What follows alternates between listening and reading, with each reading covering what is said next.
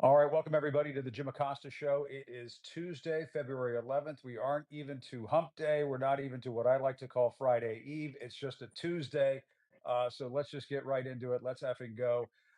America still under siege. The Trump administration is still driving the country toward a constitutional crisis. Trump is playing chicken with the courts. As you can see on the screen there with me, Michael Cohen, Trump's former fixer, who has gone on to be a very prominent Trump critic in this country, best-selling author, host of the Mea Culpa podcast, and also here on Substack as the real Michael Cohen. Michael's going to talk to all of us in just a second here. I do want to run through a couple of quick headlines about what is taking place today. While I was talking about Trump playing chicken with the courts, the latest example, NBC News reporting, the Trump administration defying orders when it comes to FEMA. A senior official, this is according to NBC, a senior official at the Federal Emergency Management Agency instructed subordinates to freeze funding for a wide array of grant programs Monday, just hours after a federal judge ordered the Trump administration for the second time to stop such pauses.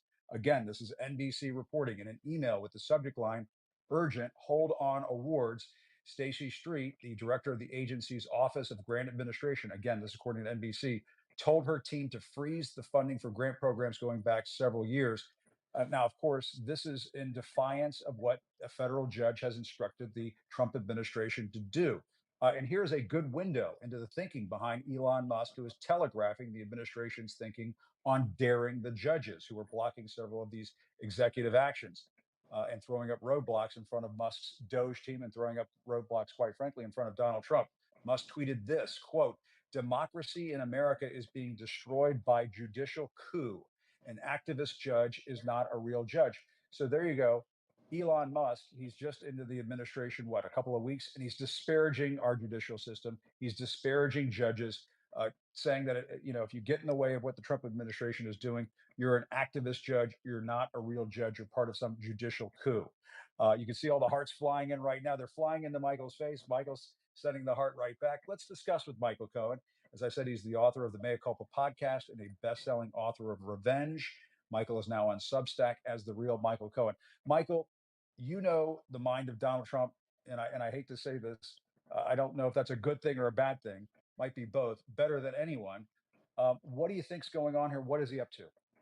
Well, what he's up to right now is figuring out how to push the boundaries of our Constitution to its limits, to see how far that he can get, before which there is pushback. Now, that's why you have people like Elon Musk, people like J.D. Vance, and others turning around and questioning, for example, the authority of the judiciary. To those individuals who actually voted for Donald Trump and are now sort of second guessing why they did what they did. For example, there's a slew of, as an example, Venezuelans in Right? Florida that are now kicking themselves in their ass and saying, what did I do? I've been warning the American people now for 3 years. You've been a part of my journey as well. And for that, I'm Yep. obviously eternally grateful, Jim. Likewise. Your friendship to me means a lot. And Yep. Right back at you. these Venezuelans are now saying, whoa, whoa, whoa, I didn't think you were coming after me. Well, I told you that he doesn't care about anyone or anything other than himself and his agenda. And shame on them, because Trump told each and every one of us what they should be expecting. He is following that 922-page manifesto entitled Project 2025: How to Destroy America's Democracy. He's following it to a T. And now all of a sudden people are throwing up their hands and saying, whoa, whoa, whoa, why is Right. this happening? Well, Right. it's happening because he told you what he's going to do. And he, by the way, Trump is fulfilling all of his promises. He's fulfilling exactly what he said he was going to do during the campaign and even before that. And Michael, on top of that, you can combine Project 2025 with I am your retribution. He told people out on the campaign trail time and again that this is a campaign of revenge and retribution. And if I get back into the White House, I am going to get revenge. And that's what he's doing. And yet people are still again shaking their head. It's almost like that. I wish I had a V8 commercial, right? Holy Right. shit. Yeah. Why is he doing this? Okay. It's not just the Venezuelans. It's not just birthright citizens. Yep. What about the folks now in the auto industry, in the unions that are now going to see loss of their jobs or overtime money as the direct result of his determination to impose tariffs on Canada, specifically in the areas of steel and aluminum? Yep. Right, specifically. By the way, he did the same thing in 2017, ultimately pulled it back then because it's Yep. a disaster and it will be a disaster again. But Hurt the the farmers same back then. folks, Yep. Jim, the same folks that voted for him, part of the union, are now saying, "What did I do?" But there's more. This is like a bad infomercial. But wait, there's more. What about Yeah. the Muslim Americans that turned around and was so fast to give Joe Biden and Kamala Harris the two finger salute? What happened there? All of a sudden, now, what are they saying? Like, whoa, whoa, whoa, whoa, whoa. Trump wants to own Gaza. He wants Yep. to kick out all of the Gazans. He wants to relocate everybody, Palestinians, Gazans, to whether it's Jordan or Egypt. And now they're saying, wait, wait, why did we Yeah. vote for him? Well, and just today, I mean, this is in the news today. I was going to pass along this headline. President Trump, while hosting the King of Jordan at the White House today, continued to talk about his plan to take over Gaza. He said, quote, "We're going to take it. We're going to hold it. We're going to cherish it." He said this in the Oval Office. Uh, did any, I mean, did anybody vote for this? I mean, there were folks who voted against Kamala Harris and Joe Biden. There's no question about it because they were frustrated with what was going on in Gaza. They're absolutely well within the rights to do that. But did they think Donald Trump was going to be more humanitarian than Kamala Harris and It's Joe Biden? funny Yeah, because Jim, you and I have had this conversation, right? Many, many times. And I said to you, it's all an act, right? He yeah, will say whatever he needs to say in order to achieve his goal. And by the way, that is that is a level of branding, sophistication, and intelligence far greater than what the media wants to give Donald Trump on. He has yeah, the ability to bullshit people, get them to buy into it, benefit from it, and then leave you hanging in the dark. yeah. No, I mean, I've called him the Lord of the Lies, and there's no other way to describe it in my book. I mean, he just is a busted fire hydrant of lies, and he's just going to continue to do that. But I do want to get back to what we were talking about at the start of all this, Michael, and that I do think the country is under siege right now. I do think we're in the midst of a constitutional crisis. The American Bar Association, which doesn't throw around statements like this very often, put out a very strongly worded statement, and it's just words. Michael, feel free to weigh in, but they say the administration cannot choose which law it will follow or ignore. One of the highlights from this uh, statement from the American Bar Association: there is much that Americans disagree on, but all of us expect our government to follow the rule of law, protect due process, and treat individuals in a way that we would treat others in our homes and workplaces. The ABA does not oppose any administration. We remain steadfast in our support for the rule of law.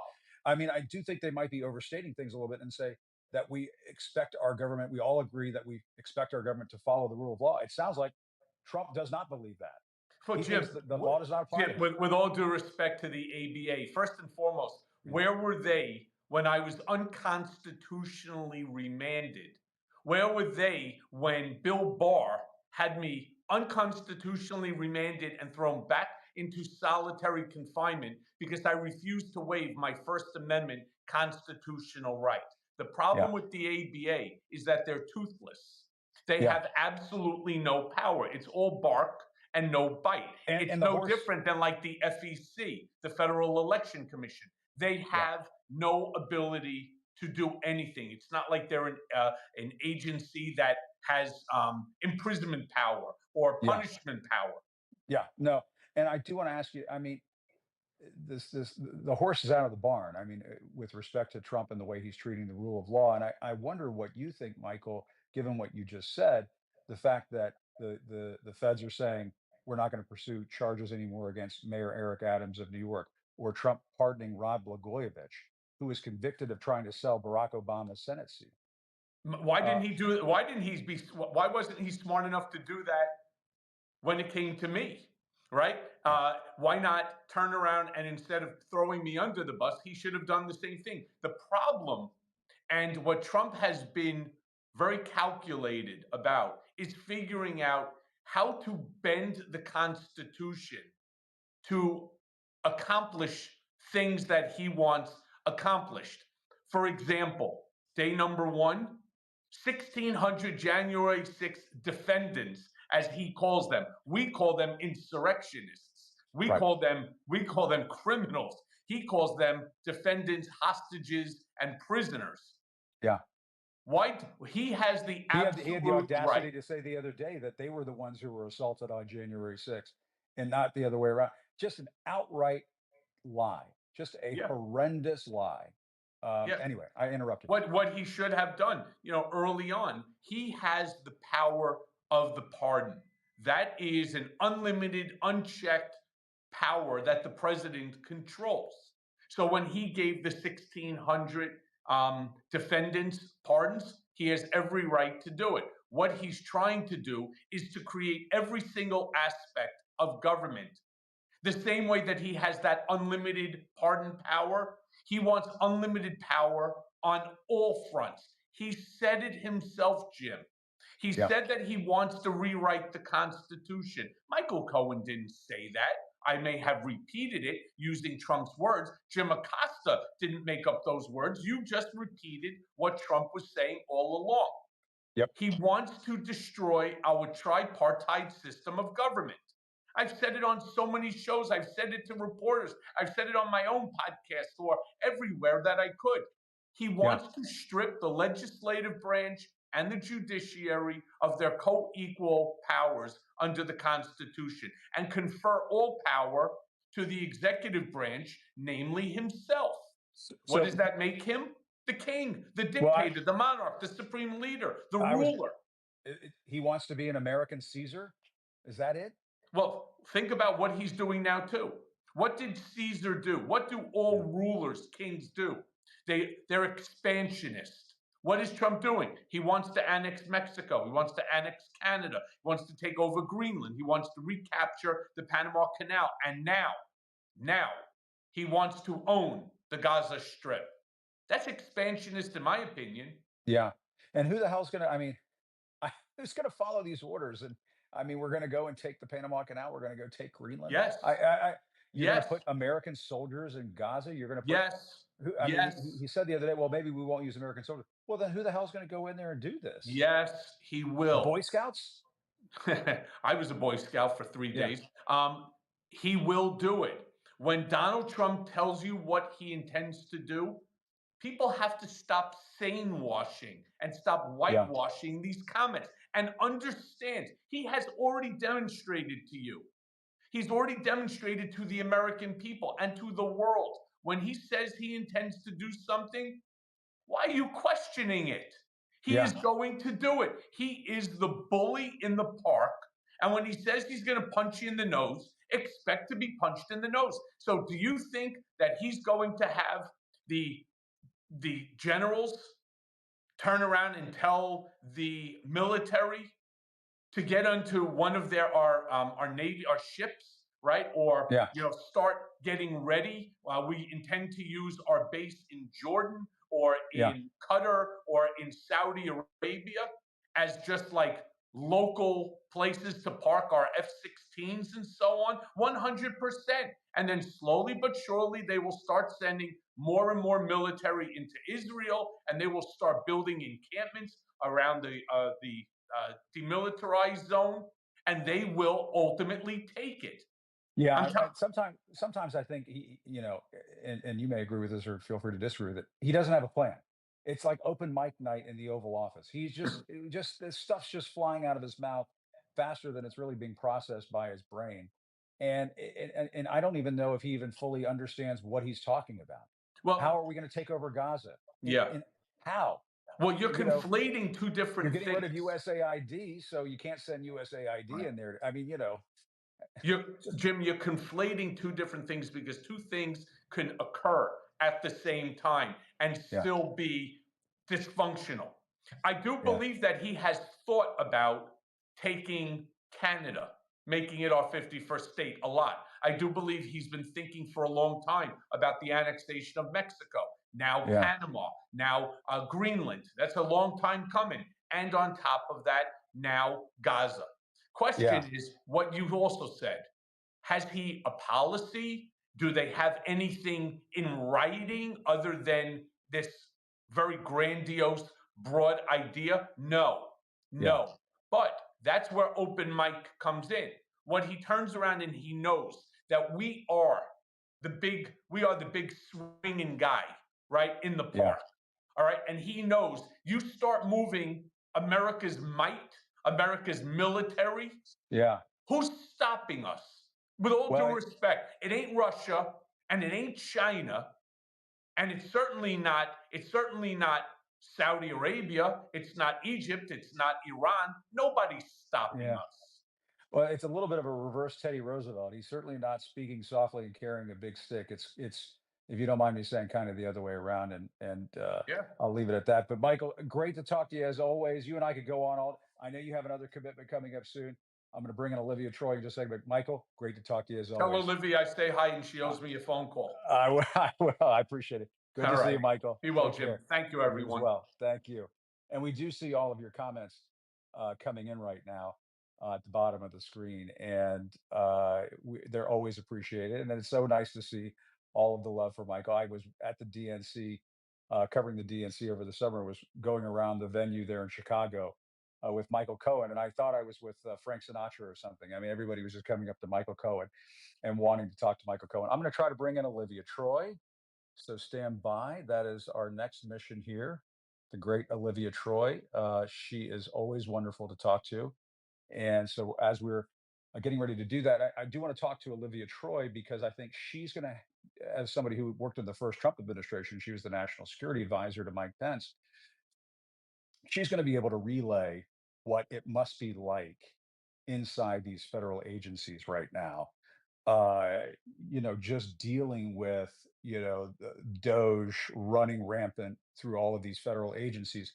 Couple of things to get you caught up to speed on as it relates to Elon Musk. And I want to talk about this with Olivia Troy too while she's getting dialed in here.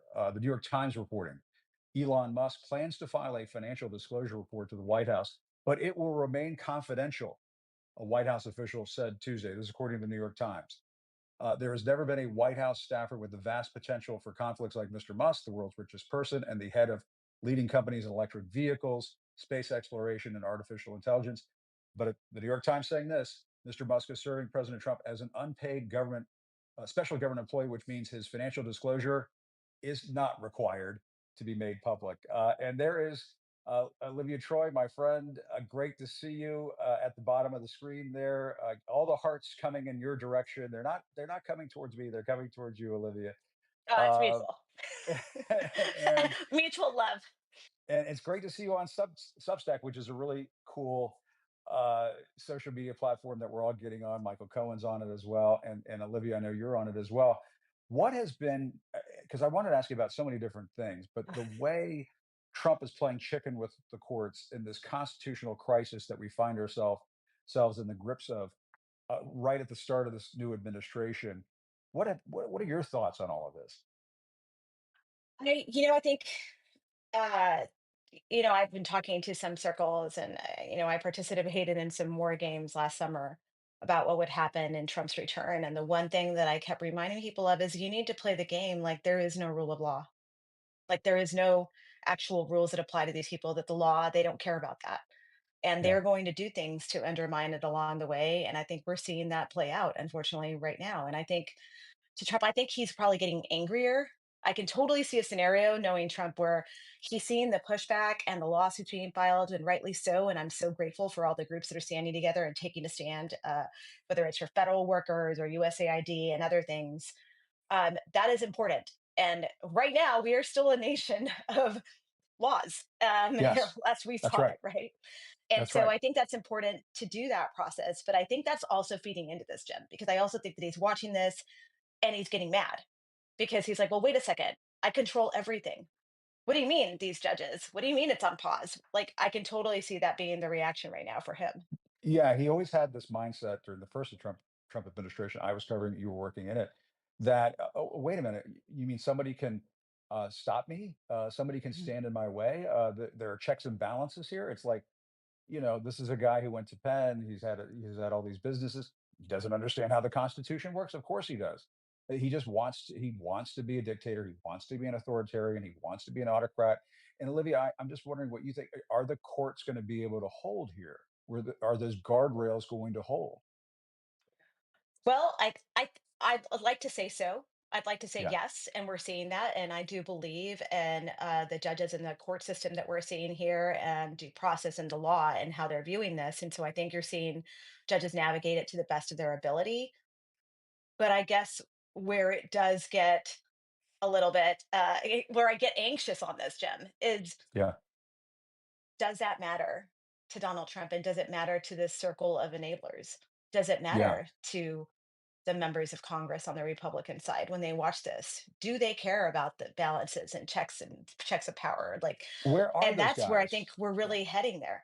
I don't know because I'm watching, yeah, I just watched Chuck Grassley respond to Senator Durbin's letter about Cash Patel saying they have credible yeah. allegations about him being involved in these FBI hirings Right. I attended that hearing.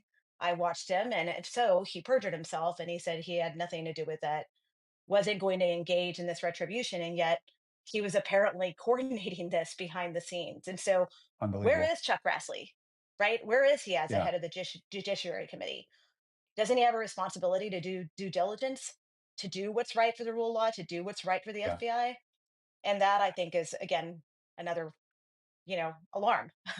Yeah, and just to get everybody up to speed on what Olivia is talking about, the AP reporting this afternoon, a top Democratic senator has asked the Justice Department's Inspector General to investigate after he says he received information that Trump's pick to lead the FBI, Kash Patel, had been personally directing the ongoing purge of agents at the Bureau.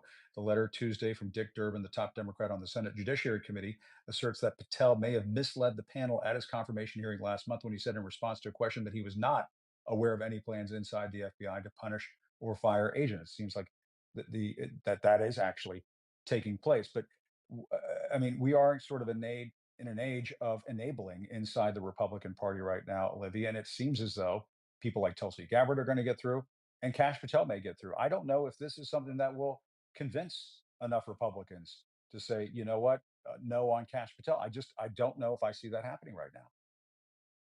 I want to believe that there will be some of those, and I guess my reminder to them would be, hey, just so you know, when you step out of line or you do something that doesn't go along with what Trump wants and what Kash Patel thinks you should be doing for his boss, there will be a time when he turns that wrath towards you. And you should remember that you won't be invincible in this. You may think that you're a US Senator, you're a Republican member of Congress, but at some point, what are you going to do when some unlawful, frivolous investigation comes your way? Then what? But it's too late when he's in the role, right? And so I think that's what Yeah. we got to keep reminding people that this is a very serious position that Cash Patel is for. And I think, we're seeing it. We're seeing some of the courage and integrity from FBI leaders and people at the DOJ who are standing strong and are concerned about what's happening to the workforce there. But what's to come under his leadership is incredibly dangerous for all of us, really.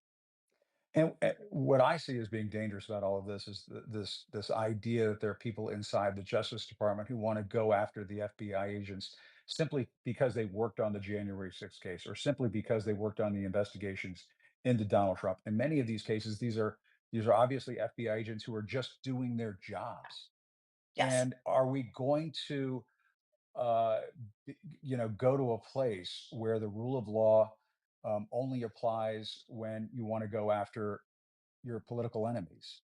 And to me, that is a frightening prospect. And Trump and his acolytes will say, "Well, that's what happened to me. That's what happened to us."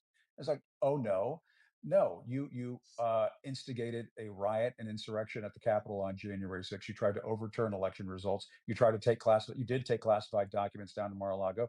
In any other normal universe, place, dimension, those things would be investigated by hardworking, dedicated public servants over at the FBI and in our federal law enforcement system. It's just how it's going to work. But what they want to do is turn all of that on its head and say, no, we want to direct all of those people to just go after the folks who came after us. And And I it's just think, all, yeah, yeah.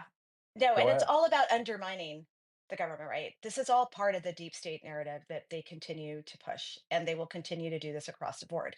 Whatever Yeah, agency that they're looking at, it is part of them undermining the trust in our government, in our institutions.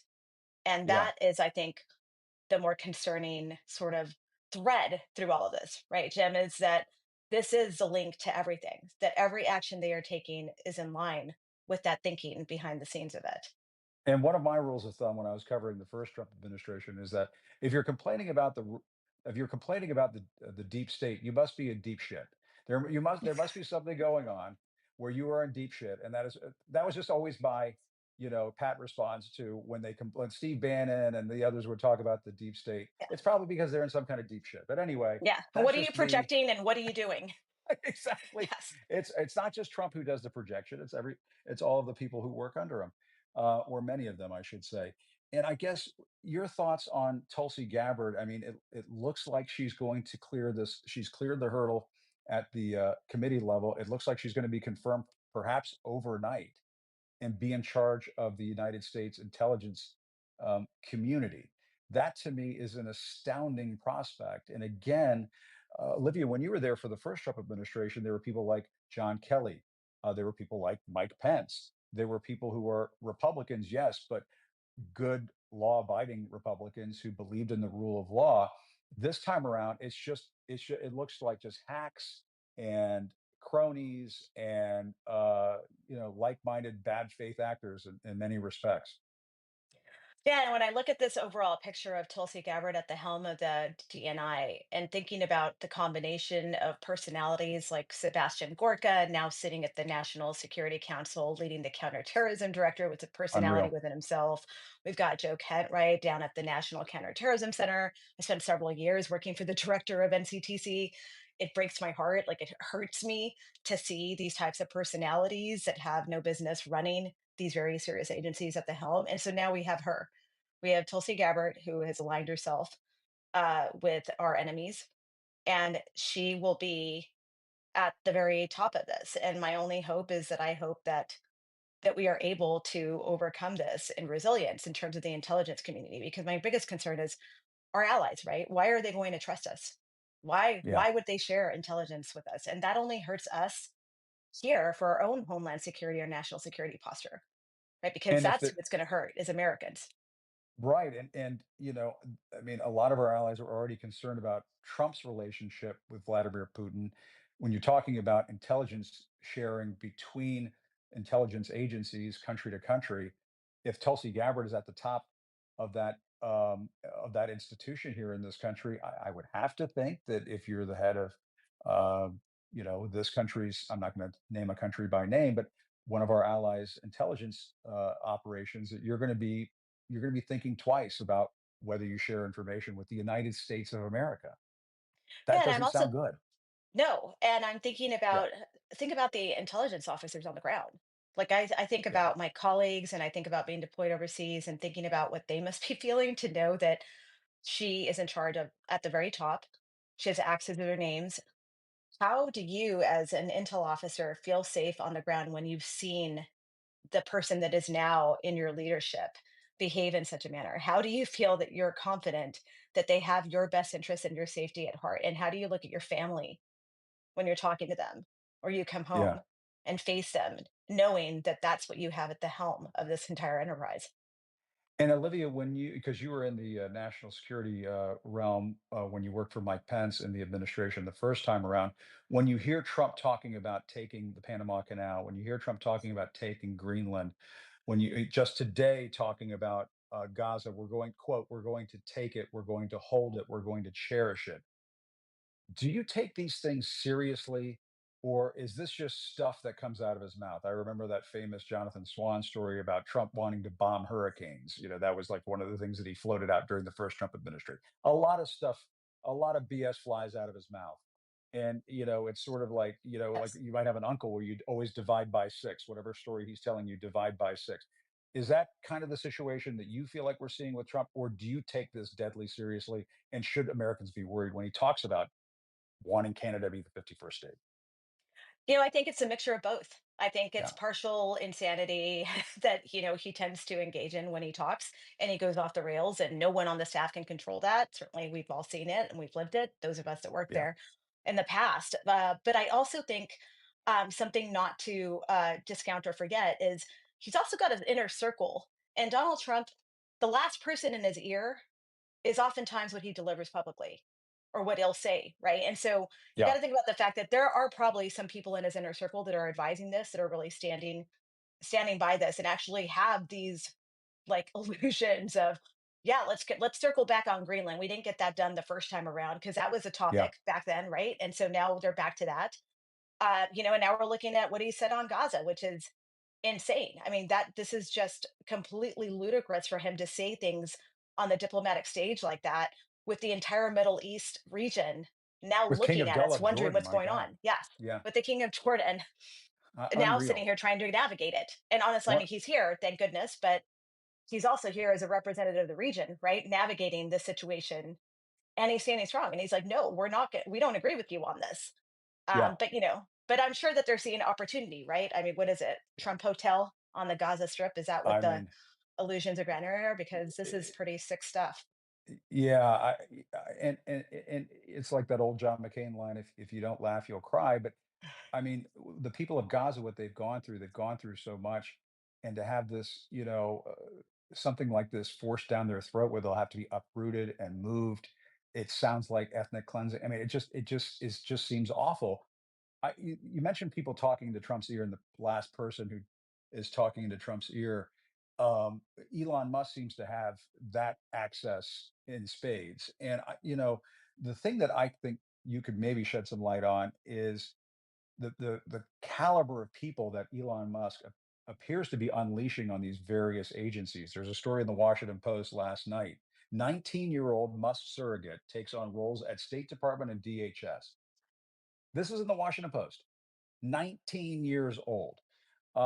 Folks, I was still working on personal hygiene at 19. I mean, like I couldn't really shave my face without cutting the dickens out of it. But the Washington Post says a 19-year-old acolyte of Elon Musk, known online as Big Balls, checks out for a 19-year-old, has I taken can't on new even say roles. that name. I I can't even say that name with I a straight face. I Okay. don't want to say Okay. it, but it's in the Washington Post. He's taken on new roles as a senior advisor at the State Department, the Department of Homeland Security, raising concerns among some diplomats, you think, and others about his potential access to sensitive information and the growing reach of his tech billionaire boss into America's diplomatic apparatus. I just can't get past. I mean, yes, the big balls part, yes, LOL. But 19, isn't he Well, and still think on about Twitch? it. And isn't he? Yeah. Yes. Yeah, let's think about that. So what's Big Balls advising on? Is he doing like foreign diplomacy now? Is he the person that's taking input from whatever random person is publishing on some far right publication and feeding it up the Yeah. chain? Is he dictating to I, I, international bureaus? I I'm mean, just picturing what's Seth Big Ball's Cohen from plan? the OC. I'm picturing Seth Cohen from the OC, working at the State Department, saying, file this over here and get me that date over there. I don't mean to joke, but Yeah, I mean, you know, I think there's a certain population out there of Trump supporters and followers who are like enjoying this sort of like slash and burn of what's yeah, happening, but they don't understand the ramifications of what it actually means for them on a personal level as these things continue. And that yeah, is, I think, the hard thing for me to watch as we watch some of these, people that are getting put in positions of power who really don't actually understand probably what they're doing. They don't yeah. understand what they're actually impacting or affecting. And I think on the local level, at state level, of what's going to happen here in this overall picture. Yeah. And the sad state of affairs is that there should be people like you working in the government, Olivia, folks like yourself, folks that we did see the first time around, people like Miles Taylor, people who are dedicated public servants, might have an R next to their name. No big whoop. Sometimes we have Democrats in office, sometimes we have Republicans. And you want the pros to be in there. You want the professionals to be in there. You don't want it to be big balls and Elon Musk, running roughshod over all of this. But Olivia, I'm so glad we got you on.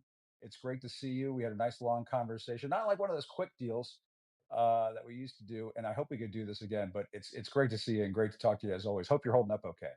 Likewise. And hey, this is my first Substack Live, so thank you for the invite. Okay, you got it. All right, great to see you, Olivia. Thanks Take a lot. care. Appreciate it. Bye. Bye bye. That was Olivia Troy. And I just want to point out, unlike yesterday, where we had the wonderful James Carville on, and I had to hold up my phone. Did anybody remember that one? To get stuff on there, we got everything. So like, not it's not that every day. I know we were once called a No Frills podcast, and yes, I am working on getting some frills. And speaking of frills, I just want to point out what's over my shoulder right now. I don't know if you saw this, but there's a plant here, and you might remember this plant for friends of the show, people who've been watching a lot. Um, and there's a post-it note on the plant. What does this say here? Let me take a look. Is that clear enough on this? I've had some people say it's not clear on my screen. It says, "Hi, I'm Greg." Yes, yes, I've named the plant Greg. There's a viewer out there whose name I won't mention because I'll just get him in trouble, who reached out to me and texted, "No, you should call the plant Greg and put it on set." And it was a damn fine suggestion. So there you go. I've got Greg here behind me. Greg's part of the team now on the Jim Acosta Show, and I did want to close out talking about something that I'm sure you guys saw last night. And if you go on the Google, you're going to be in. I mean, you're going to be in for something. I don't know if you want to call it a laugh or if you want to call it a cry, but yes, if you Google the Gulf of Mexico, it will tell you now that it's called the Gulf of America. And I just, I'm gonna, you know what? I just want to make sure that this is still the case. So if you'll forgive me, I'm going to do a Google. I'm just going to make sure it says the Gulf of Mexico, and then there it is. It says it right there. It's asking me, yes, would you like to know your current location? And I'm just going to hold this up. I just say it says the Gulf of America. Now, folks, I love America. I got George Washington over here. I got Lady Liberty over here. I got Greg the Plant right there, and I got Duke right there. I love America. Okay, I think America loves me, and I would love to put America on everything. That that would be wonderful. Let's just call everything America. Instead of Washington D.C., we'll just call it America. My home state of Virginia, we'll just call it America. Let's just call everything America while we're at it. We're going to call Earth America. We live on the planet America. And I'm just wondering, this is what I'm talking about when I talk about bending the knee. When you talk about bending the knee and giving into the lies and giving into the fear, why? In the name of all that is holy, please, dear God, somebody give me the answer. Why is Google referring to the Gulf of Mexico as the Gulf of America simply because Donald Trump wants you to do that? What if now I don't know if you saw this, folks, but this is the other thing that I'm having a tough time getting my mind around all of this. That's why I have Greg the Plant here to help me out. The Atlanta Journal Constitution is reporting U.S. Representative Buddy Carter not only wants President Donald Trump to acquire Greenland, but the Georgia Republican has offered up a bill in Congress to give the island a new name as well. It's according to the Atlanta Journal Constitution. Red, white, and blue land. Yes, we're going to not only take Greenland, but we're going to call it red, white, and blue land. Now, ladies and gentlemen, I love the red, white, and blue. I'm all about the red, white, and blue. I got George Washington over here. I got Lady Liberty over here. I got Greg the Plant right here. All about it. Hashtag America. I'm all about it. But my God, people, this is what bending the knee is all about. This is what giving into the lies is all about. Just because President Caesar Trump wants to call it the Gulf of Mexico does not mean you have to call it the Gulf of Mexico. If he comes out tomorrow and says, instead of I pledge allegiance to the flag, we're going to say I pledge allegiance to the president or something you don't have to do it. You don't have to call it the Gulf of America. You don't have to call Earth. Maybe I'll run for president and I'll say, listen, I'm just telling you right now, we're going to call Earth America from now on. America, not America. We're just going to call Earth America. And from now on, I want all maps of the solar system to have Venus, Mercury, America, Mars, and so on, and just and on and on and on.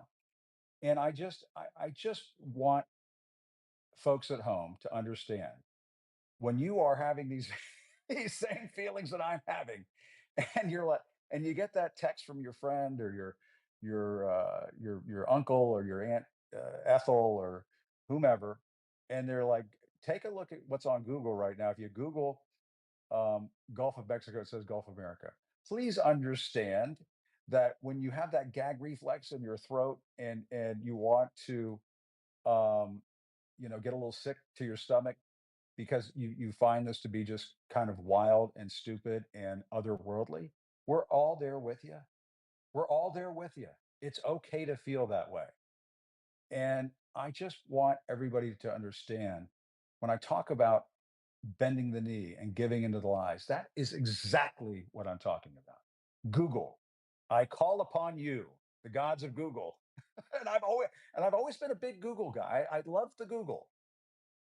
I call upon you to change it back to the Gulf of Mexico. I call upon you to change it back to the Gulf of Mexico. And I'm gonna pledge this to you. I will not remove Greg the Plant from behind this shoulder on this program until it is changed back to the Gulf of Mexico. Because that is the truth. That is how I was. People are talking about, I want to go back to the way it was. Well, yeah, I do too. I would like, many of us would like that. I would like to go back to when we called it the Gulf of Mexico. It's silliness. It's stupidity. Stop. Please stop. Please stop doing this. And but maybe calling the planet America is not such a bad idea. I mean, that we'll maybe we'll table that for further discussion next time around. But in the meantime, on behalf of Duke the dog, on behalf of Greg the plant, and the entire team here at the Jim Acosta Show, I just want to say thanks very much again for watching. Still reporting from Washington, I'm Jim Acosta. Have a great day, everybody. Good to see you. Take care.